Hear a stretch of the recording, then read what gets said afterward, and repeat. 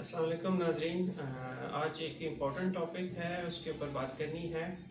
Typhoid fever और उसकी treatment में जो सबसे इम्पॉर्टेंट चीज़ है टाइफाइड की डाइट, जो यहाँ पे अक्सर नहीं बताया जाता या पेशेंट अज्यूम कर लेते हैं कि टाइफाइड में सब कुछ आपने ऑफ कर देना होता है। और यहाँ पे तो अक्सर पेशेंट्स सिर्फ चाय पी रहे होते हैं कि मुझे डॉक्टर साहब ने परहेज़ बताया हुआ है या मुल्ला साहब ने या हकीम साहब ने। तो टाइफाइड का जो परहेज़ है वो इम्पॉर्टेंट है कि आप इस चीज़ को समझ लें कि टाइफाइड फीवर में कोई ख़ास परहेज़ नहीं होता, कुछ चीज़ें आपने अवॉइड करनी होती है। इसमें इम्पॉर्टेंट चीज़ है ट्रीटमेंट का, 3 चीज़ें इम्पॉर्टेंट है। नंबर 1 हाइड्रेशन, यानी आपके बॉडी में जो पानी और नमकियात की कमी है उसको आपने पूरा करना है। उसके लिए आप क्या कर सकते हैं कि एक तो आपने घर का उबला हुआ पानी इस्तेमाल करना है। अगर वो अवेलेबल नहीं है या वो मुश्किल है तो बॉटल्ड जो वाटर है वो आप इस्तेमाल कर सकते हैं।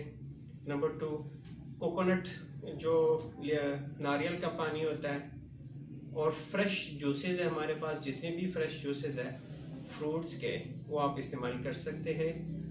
वेदर क्लियर जूसेस या मिल्क शेक के फॉर्म में भी आप इस्तेमाल कर सकते हैं अगर आपको लैक्टोज इंटॉलरेंस नहीं हो रहा या आपको ज़्यादा डायरिया नहीं हो रहा। और इसके अलावा आप बटर मिल्क इस्तेमाल कर सकते हैं। और फ्रेश फ्रूट पे जो कॉमनली क्लियर फ्रूट्स होते हैं, लाइक मिसाल के तौर पर स्वीट लेमन का, यानी जो मीठा कहते हैं जिसे, उसका जूस पी ले तो बहुत बेहतर होता है, या ग्रेप फ्रूट के जूसेस हो गई। ठीक है, हाइड्रेशन आपकी बहुत इंपॉर्टेंट है जो आपने करनी है।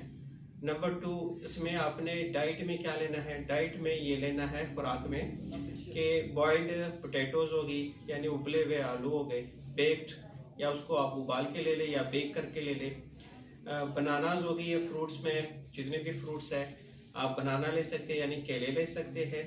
फ्रूट्स में आप इंदवाना भी खा सकते हैं जो तरबूज होता है। इसी तरह आप हाइड्रेशन भी उससे आपकी बेहतर होती है, जो तरबूज और खरबूज होते हैं, इससे आपकी हाइड्रेशन भी बहुत बेहतर होती है। अंगूर भी आप खा सकते हैं, उससे भी आपका अच्छा खासा कैलोरीज भी आ जाती है और आपकी हाइड्रेशन भी बेहतर होती है। और इसके अलावा जो आपने प्रोटीन डाइट है वो बड़ा अच्छा लेना होता है टाइफाइड में, क्योंकि बहुत कैटाबॉलिक डिजीज़ होती है। कैटाबॉलिज्म की वजह से आपकी प्रोटीन रिक्वायरमेंट बहुत बेहतर होनी चाहिए।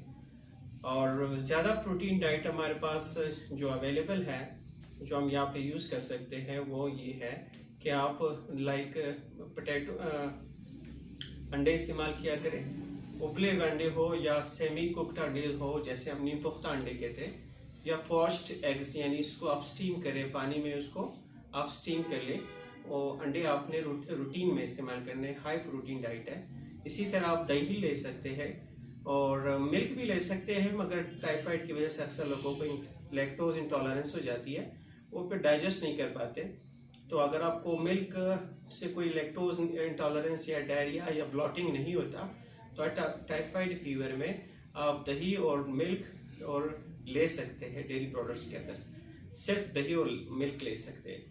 इसके अलावा आप इस तरह सब्जियों का शोरबा बना सकते हैं, शोरबा ले सकते हैं। बाकी आप जितनी भी दालें हैं, दालें को पानी में उबाल के ले सकते हैं या उसका सूप बना के ले सकते हैं। सूप आप ले सकते हैं, मगर घर का बना हुआ सूप होना चाहिए, बाहर से आपने कुछ नहीं मंगा के खाना। और इसमें कुछ इम्पोर्टेंट चीज़ें हैं जो आपने अवॉइड करनी है, आपने नहीं लेनी। उसमें इम्पोर्टेंट चीज़ ये है कि आपने ज़्यादा ऑयली, यानी ज़्यादा तेल में बने हुए खाने नहीं खाने, फ्राइड फूड्स नहीं खाने। और इसी तरीके से बटर, मक्खन, मलाई, ये चीज़ें अवॉइड करनी है, क्योंकि ऑलरेडी आपका हाजमा ठीक नहीं होता, तो ये इजीली डाइजेस्टिबल फूड नहीं है।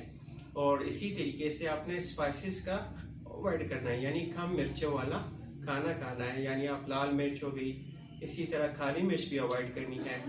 और स्पाइसेस में हमारे पास जितनी भी सॉसेस है, चटनियाँ हैं, चटनियाँ आपने नहीं खानी। और विनेगर, सिरका यहाँ पर कॉमनली चीज़ों में इस्तेमाल होता है, सूप्स वगैरह में इस्तेमाल होता है, तो आपने सिरका भी अवॉइड करना होता है।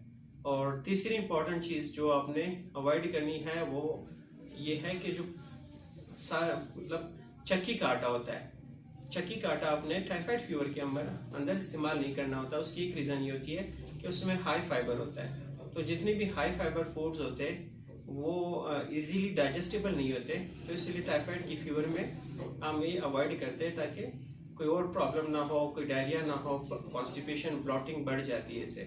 तो हम कोशिश करते हैं टाइफाइड फीवर के अंदर घर का साफ सुथरा खाना, फ्रूट्स, सब्जियां, शोरबा, ये सारी चीज़ें ले सकते हैं। कम स्पाइसेस और कम ऑयल डाल के सारी चीज़ें ले सकते हैं।